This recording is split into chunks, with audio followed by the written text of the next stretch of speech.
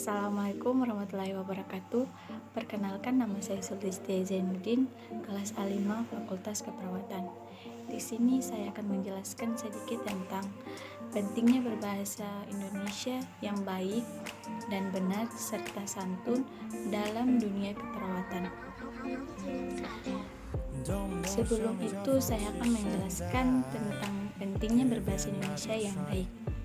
Bahasa Indonesia perlu dijaga dan dilestarikan penggunaannya agar tidak tergeser oleh bahasa-bahasa yang lain. Hal ini dikarenakan bahasa Indonesia merupakan salah satu warisan budaya bangsa. Sebagai warga negara yang baik, kita harus dapat menggunakan bahasa Indonesia dengan baik dan benar. Hal ini penting dilakukan agar bahasa yang diwariskan nanti merupakan bahasa Indonesia yang baik dan benar sesuai dengan kaidah kebahasaan yang berlaku, bukan bahasa Indonesia yang sudah tercampur dengan bahasa-bahasa yang tidak baku. Dan selanjutnya adalah sikap perawat dalam berkomunikasi dengan pasien. Sikap sebagai kehadiran perawat dalam berkomunikasi agar terapeutik. Sebelum itu, kalian harus ketahui, terapeutik merupakan suatu hal yang dilahirkan kepada proses dalam memfasilitasi penyembuhan pasien. Klien mempunyai peran yang penting untuk tercapainya tujuan komunikasi atau interaksi atau hubungan. Sikap kehadiran yang harus ditunjukkan perawat dalam berkomunikasi terapeutik ada dua, yaitu sikap kehadiran secara fisik dan secara psikologis. Dalam kehadiran secara psikologis ada dua dimensi, yaitu dimensi respons dan dimensi tindakan.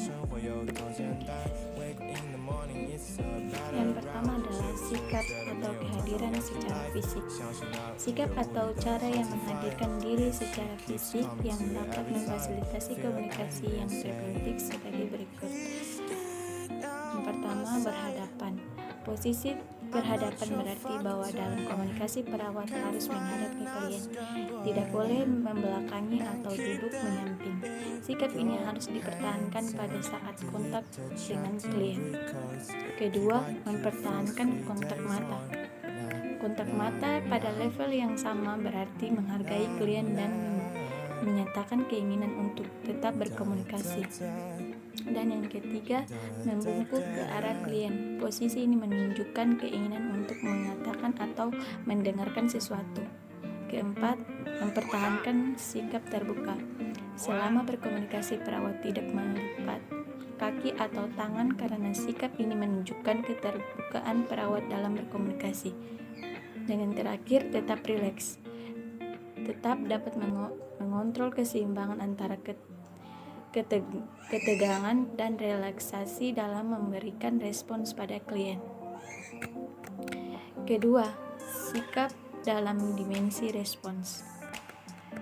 Yang pertama, ikhlas. Yang kedua, menghargai. Yang ketiga, empati. Dan yang terakhir, konkret. Sekian dari saya, kurang dan lebihnya mohon dimaafkan. Assalamualaikum warahmatullahi wabarakatuh.